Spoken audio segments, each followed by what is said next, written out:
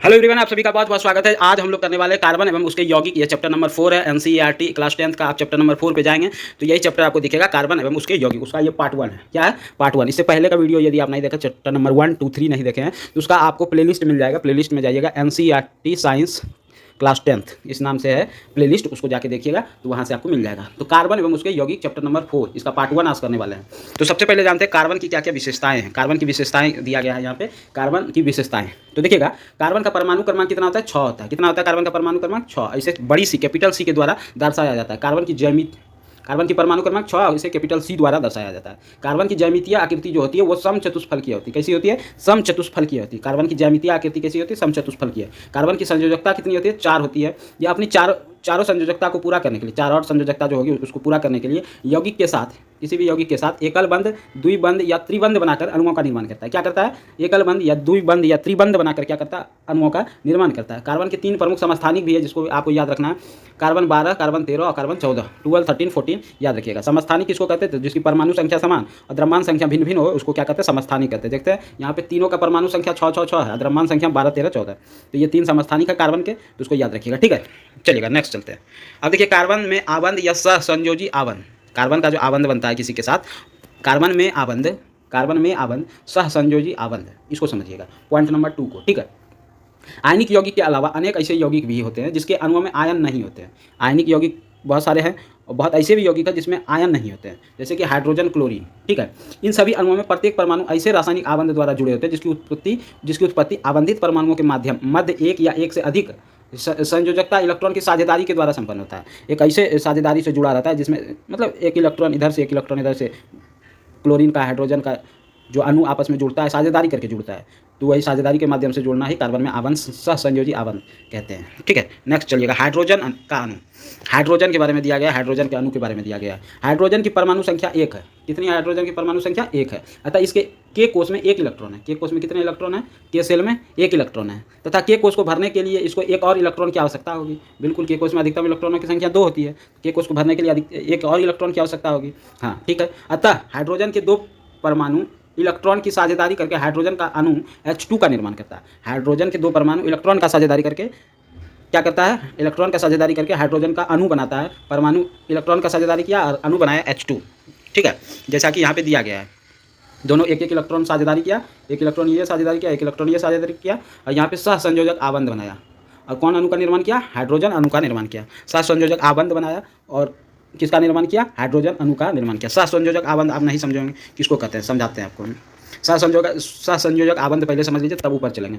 तो सहसंयोजक आबंध किसको कहते हैं? देखिएगा, समझिएगा। 2 परमाणु के बीच इलेक्ट्रॉन की एक युग्म की साझेदारी के द्वारा बनने वाले आबंध को सहसंयोजी आबंध कहते हैं। कोई भी 2 परमाणु है, 2 परमाणुओं के बीच इलेक्ट्रॉन की एक युग्म की साझेदारी के द्वारा बनने वाले आबंध, युग्म की साझेदारी मतलब इलेक्ट्रॉन की साझेदारी के द्वारा बनने वाले आबंध को क्या कहते हैं? सहसंयोजी आबंध कहते हैं। ठीक है, इसका अंतर आणविक बल क्या होता है? सहसंयोजी आबंध का अंतर आणविक बल क्या होता है? कम होता है। क्या होता है? कम होता है। इसका गलनांक और क्वथनांक भी क्या होता है? कम होता है। गलनांक और क्वथनांक भी क्या होता है? विद्युत के कुचालक भी होते हैं। सहसंयोजी आबंध क्या होते हैं? विद्युत के कुचालक भी होते हैं। अब समझ में आ गया होगा सहसंयोजी आबंध। अब चलते इधर, अब चलते हैं यहाँ पे क्लोरीन के अणु। क्लोरीन के अणु देखिएगा, क्लोरीन के एक अणु में 2 क्लोरीन परमाणु होते हैं। क्लोरीन के एक अणु में Cl2, देखिए ये क्लोरीन का एक अणु है, इसमें 2 परमाणु है, Cl 2 परमाणु है। हाँ, तो क्लोरीन के एक अणु में 2 क्लोरीन परमाणु होते हैं। 2 क्लोरीन परमाणु अपने अष्टक को क्या करता है? 2 क्लोरीन परमाणु अपने अष्टक को इलेक्ट्रॉन की एक युग्म की साझेदारी के द्वारा पूर्ण करते हैं। देखिएगा, क्लोरीन का जब इलेक्ट्रॉनिक विन्यास कीजिएगा तो 2 8 7 होगा 2 को क्लोरीन है तो 2 8 7 2 8 7। अब क्या करेगा? इसमें भी बाई कोष में 7 इलेक्ट्रॉन, इसमें भी बाई कोष में 7 इलेक्ट्रॉन, दोनों में 7 7 इलेक्ट्रॉन है। अब यहाँ पुराना क्या है? दोनों में 8 8 इलेक्ट्रॉन करेगा, तो क्या करेगा? अष्टक को इलेक्ट्रॉन की एक एक युग्म का साझेदारी कराएगा। तो साझेदारी करने पर क्या होता है? क्लोरीन अणु का निर्माण होता है। ठीक है, चलिएगा नेक्स्ट चलते हैं। ऑक्सीजन भी इसी तरह साझेदारी करता है। देखिए, ऑक्सीजन अणु में 2 ऑक्सीजन परमाणु एक दूसरे के आबंध करते समय ऑक्सीजन में कितने परमाणु होते हैं? O2। देखिए, ऑक्सीजन में कितने अणु होते हैं? 2 अणु। ऑक्सीजन के अणु में 2 परमाणु होते हैं। इस बात को ध्यान रखिए। ऑक्सीजन का जो O2 है उसमें 2 परमाणु हैं। ऑक्सीजन अणु में कितने परमाणु हैं? 2 परमाणु हैं। हाँ, आप समझिएगा, ऑक्सीजन अणु में 2 ऑक्सीजन परमाणु एक दूसरे से आबंध करते समय 2 इलेक्ट्रॉन की साझेदारी करते हैं, अपने अष्टक को पूर्ण करते हैं एवं द्वि आबंध बनाते हैं। कैसा आबंध बनाते हैं? द्वि आबंध। ऑक्सीजन का परमाणु संख्या कितना है? 8 है। 8 है ना। इसका इलेक्ट्रॉनिक विन्यास 2 6। ठीक है, तो बाई कोष में 6 इलेक्ट्रॉन है, इसको अष्टक पूरा करना होगा, इसको अष्टक पूरा करना होगा तो 2 इलेक्ट्रॉन साझेदारी करवाएंगे। तो 2 इलेक्ट्रॉन साझेदारी करवाएंगे तो यहाँ पे दोनों का 2-2 इलेक्ट्रॉन साझेदारी किया, देख रहे हैं यहाँ पे दोनों का 2-2 इलेक्ट्रॉन साझेदारी किया 2 ऑक्सीजन का। तो यहाँ क्या निर्माण किया और द्विआबंध बनाया, साथ में साथ ऑक्सीजन अणु का निर्माण किया। ठीक है, नेक्स्ट चलते हैं। नाइट्रोजन का अणु समझिएगा। नाइट्रोजन जो अणु है, ये नाइट्रोजन अणु में 2 नाइट्रोजन के परमाणुओं के बीच एक त्रिबंध होता है, क्योंकि नाइट्रोजन परमाणु का इलेक्ट्रॉनिक विन्यास 2-5 होता है। इन्हें अपना अष्टक पूर्ण करने के लिए 3 इलेक्ट्रॉन की आवश्यकता होती है। देखिएगा, नाइट्रोजन है यदि आपके पास तो उसका परमाणु क्रमांक 7 होता है। नाइट्रोजन का परमाणु क्रमांक कितना होता है? 7 होता है। इसका इलेक्ट्रॉनिक विन्यास 2-5 होगा, तो बाहरी कोष में 5 इलेक्ट्रॉन है, इसको भी अष्टक पूरा करना होगा। तो इसका 3 इलेक्ट्रॉन क्या करेगा? साझेदारी करेगा। तो यहाँ पे 3 इलेक्ट्रॉन साझेदारी कर रहा है, देख रहे हैं यहाँ पे 3 इलेक्ट्रॉन साझेदारी कर रहा है। साझेदारी करने के बाद क्या बनता है? त्रिबंध बनाता है और नाइट्रोजन अणु का निर्माण करता है। तो नाइट्रोजन का 2 परमाणु है, इसका 3-3 इलेक्ट्रॉन साझेदारी करता है। ठीक है, तो ये आपको समझ में आ गया होगा। नेक्स्ट चलते हैं। मीथेन के अणु। मीथेन को समझिएगा। मीथेन कार्बन का एक यौगिक है। मीथेन क्या है? CH4 इसका सूत्र होता है। क्या होता है? CH4। मीथेन क्या है? कार्बन का एक यौगिक है। क्या है? कार्बन का एक यौगिक है। ईंधन के रूप में मीथेन का बहुत ही अधिक उपयोग है। मीथेन का सूत्र क्या होता है? CH4, जो कि यहाँ भी आपको बताया। इसमें कार्बन की संयोजकता कितनी होती है? 4 होती है। कार्बन की संयोजकता क्या होता है? 4 होती है। उत्कृष्ट गैस विन्यास की स्थिति को प्राप्त करने के लिए कार्बन इन इलेक्ट्रॉन की साझेदारी हाइड्रोजन के 4 अणुओं के साथ करता है। कार्बन इन इलेक्ट्रॉनों की साझेदारी, देखिए कार्बन का तो आपका बाह्य कोष में 4,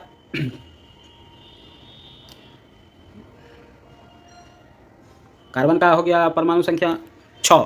परमाणु संख्या कितना हो गया? कार्बन का 6। एक सेकंड, कार्बन का परमाणु संख्या 6, तो 2 और 4 होगा, तो बाह्य कोष में 4 इलेक्ट्रॉन, ये भी अष्टक पूरा करना चाहेगा। तो 4 इलेक्ट्रॉन त्यागेगा, 4 इलेक्ट्रॉन ये क्या करेगा? ग्रहण करेगा, तब अष्टक पूरा होगा। तो यहाँ पे क्या करता है? ये हाइड्रोजन के साथ साझेदारी कर लेता है। हाइड्रोजन के साथ साझेदारी करेगा तो ये क्या होगा? अस्थायी हो जाएगा। तो कार्बन इन इलेक्ट्रॉनों की साझेदारी हाइड्रोजन के 4 परमाणुओं के साथ करता है, तो बन जाता है मीथेन। ठीक है, CH4। सहसंयोजी आबंध समझ गए? देखिएगा, 2 परमाणु के बीच इलेक्ट्रॉन की एक युग्म की साझेदारी के द्वारा बनने वाले आबंध को क्या कहते हैं? सहसंयोजी आबंध कहते हैं। कोई भी 2 परमाणु के है, जैसे कि ऊपर में आप देखें, ऑक्सीजन था, नाइट्रोजन था, आपका हाइड्रोजन था, 2 परमाणु के बीच इलेक्ट्रॉन की साझेदारी हुई, इलेक्ट्रॉन के युग्म की साझेदारी हुआ, उसके द्वारा जो आबंध बना उसको क्या कहते हैं? सहसंयोजी आबंध होते हैं। इसका अंतर आणविक बल कम होता है, इसको याद रखिएगा। इसका गलनांक क्वथनांक कम होता है, इसको याद रखिएगा। विद्युत के कुचालक होते हैं सहसंयोजी आबंध, इसको याद रखिएगा। नेक्स्ट चलते हैं। कार्बन के अपरूप देखिएगा, समझिएगा। कार्बन के अपरूप, किसी तत्व के विभिन्न रूप अपरूप जिसके रासायनिक गुणधर्म एक समान होते हैं जबकि भौतिक गुणधर्म भिन्न भिन्न होते हैं, उसे क्या कहते हैं? अपरूप कहते हैं। तो देखिए, कार्बन का अपरूप में क्या कहते हैं? रासायनिक गुणधर्म समान होता है। क्या होता है? रासायनिक गुणधर्म समान, लेकिन भौतिक गुणधर्म क्या होता है? भिन्न भिन्न होता है, उसे क्या कहते हैं? अपरूप। ठीक है, तो हीरा, कार्बन के कई अपरूप हैं। देखिए, हीरा, ग्रेफाइट, फ्लोरीन, ये सभी कार्बन के अपरूप हैं। तो सारे इसको करते हैं, चलिएगा। तो सबसे पहले जानते हैं हीरा। हीरा में कार्बन के प्रत्येक परमाणु 4 अन्य परमाणुओं के साथ आबंधित, मतलब जुड़े हुए होते हैं, एक दृढ़ त्रिआमी चतुष्फलकीय संरचना का निर्माण करते हैं। हीरा कैसा होता है? दृढ़ त्रिआमी चतुष्फलकीय संरचना होता है। या कार्बन का अति शुद्ध रूप है। हीरा क्या है? कार्बन का अति शुद्ध रूप है। ये विद्युत का क्या होता है? कुचालक होता है। हीरा जो होता है वो विद्युत का कुचालक होता है। ठीक है, शुद्ध कार्बन को अत्यधिक उच्च दाब एवं ताप पर उपचरित करने पर हीरे को संश्लेषित किया जा सकता है। हीरे को संश्लेषित कैसे किया जा सकता है? उच्च दाब एवं ताप पर। ठीक है, नेक्स्ट चलते हैं। विद्युत का कुचालक होता है, कार्बन का अति शुद्ध रूप है हीरा। इसका आकृति क्या होता है? हीरा जो होता है वो क्या होता है? बहुत अधिक दृढ़ होता है। ठीक है, नेक्स्ट चलते हैं। ग्रेफाइट के बारे में समझिएगा। ग्रेफाइट जो होता है काले धूसर रंग का मुलायम पदार्थ है। कैसा है? ग्रेफाइट आप लोग देखे भी होंगे, यदि आपके पास घर में पेंसिल है लिखने वाला तो उसके बीच में जो मध्य में रहता है वो ग्रेफाइट ही होता है। ये काफ़ी मुलायम पदार्थ होता है। ग्रेफाइट चिकना और फिसलनशील पदार्थ होता है। कैसा होता है? चिकना और फिसलनशील पदार्थ होता है। ये चमकीला पदार्थ होता है। कैसा होता है? चमकीला पदार्थ होता है। ग्रेफाइट जो होता है विद्युत का सुचालक होता है। हीरा कुचालक बताया आपको, लेकिन ग्रेफाइट जो होता है ये विद्युत का सुचालक होता है। ठीक है, पदार्थ कैसा होता है? चमकीला होता है, चिकना और फिसलनदार। इसका प्रयोग स्नेहक के रूप में, सूखा स्नेहक के रूप में भी करते हैं ग्रेफाइट का उपयोग। ठीक है, नेक्स्ट चलते हैं फ्लोरीन। फ्लोरीन के बारे में समझिए, यही सब तो क्वेश्चन में पूछता है। फ्लोरीन की संरचना जो होता है फुटबॉल की तरह होती है। कैसी होती है? फुटबॉल की तरह होती है। फ्लोरीन की संरचना कैसी होती है? फुटबॉल की तरह होता है। अमेरिका के प्रसिद्ध वास्तुकार बकमिंस्टन फुलर के नाम पर इसका नाम फ्लोरीन रखा गया। किसके नाम पर? बकमिंस्टर फुलर के नाम पर इसका नाम फ्लोरीन रखा गया। फ्लोरीन जो होता है वो गोल गुंबद के समान लगते हैं। फ्लोरीन कैसा लगते हैं? गोल गुंबद के समान लगते हैं। ठीक है, और C16 सर्वाधिक अस्थायी फ्लोरीन है। कैसा है? C16 सर्वाधिक अस्थायी फ्लोरीन है। बकमिंस्टर फ्लोरीन भी कहते हैं। C16 सबसे अस्थायी फ्लोरीन है, इसको जिसे बकमिंस्टर फ्लोरीन भी कहते हैं। C60 को क्या कहते हैं? बकमिंस्टर फ्लोरीन भी कहते हैं। चलिएगा नेक्स्ट में अब देखते हैं। कार्बन के यौगिक संतृप्त भी होते हैं और असंतृप्त भी होते हैं, इसको समझिएगा। कार्बन परमाणुओं के बीच केवल एक आबंध से जुड़े कार्बन के यौगिक को क्या कहते हैं? संतृप्त यौगिक कहते हैं। मान लेते हैं कार्बन कार्बन जुड़ा हुआ है, एक बंध के साथ जुड़ा हुआ है, एक आबंध से जुड़ा हुआ है, इसको क्या कहते हैं? संतृप्त यौगिक कहते हैं। क्या कहते हैं? संतृप्त यौगिक कहते हैं। असंतृप्त किसको कहते हैं? जिसमें द्विबंध और त्रिबंध है। द्विबंध और त्रिबंध बनाने वाले यौगिक को क्या कहते हैं? असंतृप्त यौगिक। कोई दो कार्बन है आपके पास, द्विबंध या त्रिबंध से जुड़ा हुआ है, इसको क्या कहेंगे? असंतृप्त यौगिक कहेंगे, ठीक है। अब कहते हैं हाइड्रोकार्बन किसको कहते हैं? हाइड्रोकार्बन किसको कहते हैं? देखिए, कार्बन तथा हाइड्रोजन से बने यौगिक हाइड्रोकार्बन कहलाते हैं। जो जिस यौगिक में कार्बन और हाइड्रोजन दोनों मौजूद रहेगा, जैसे कि यहाँ पे मीथेन है, मीथेन में कार्बन और हाइड्रोजन दोनों मौजूद है, तो ऐसे यौगिक को क्या कहेंगे? हाइड्रोकार्बन कहेंगे। जैसे यहाँ पे मीथेन है, ये सारे एग्जाम्पल है आपके पास, C2H6, C2H4, उसके बाद C2H2, ठीक है। इसका नाम बता भी सकते हैं, इसको फार्मूला पे सेट कीजिए, CnH2n। अब देखिएगा, कार्बन का वैल्यू यदि 1 लिए तो हाइड्रोजन हो गया +2 करना पड़ेगा। एक सेकंड, इसको मिटाते हैं। कार्बन का यदि वैल्यू आप लिए CnH2n, प्लस माइनस बाद में करेंगे, ठीक है। कार्बन का वैल्यू 1 लिए तो C1 हो गया, H 2 × 2 4,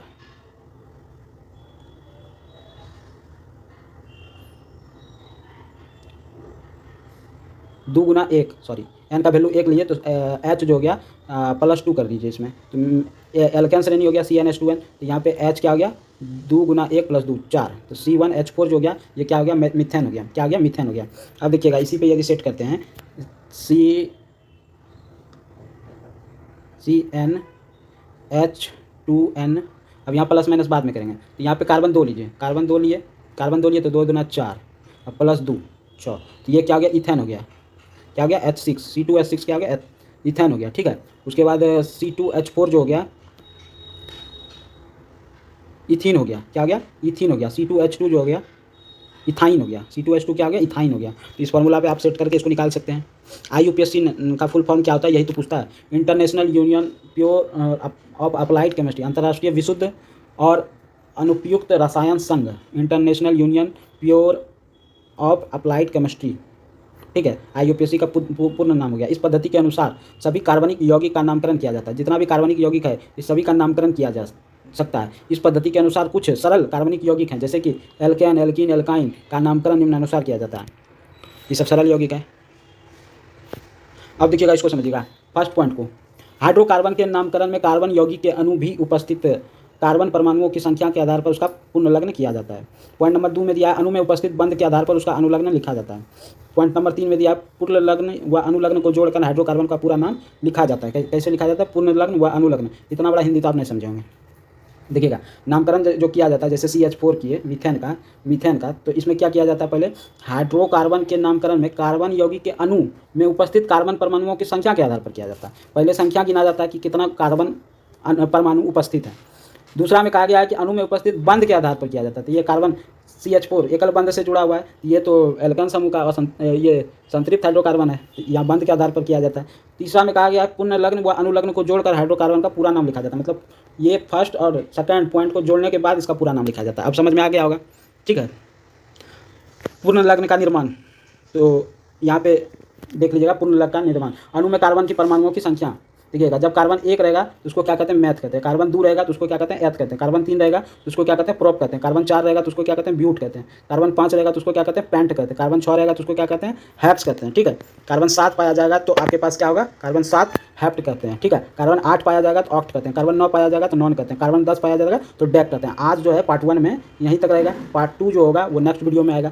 तो कार्बन एवं उसका यौगिक का पार्ट 1 यहीं पे समाप्त होगा। ये सारे को आप लोग क्या कीजिएगा? याद कर लीजिएगा, तब आगे जो है अच्छे से समझ में आएगा, ठीक है।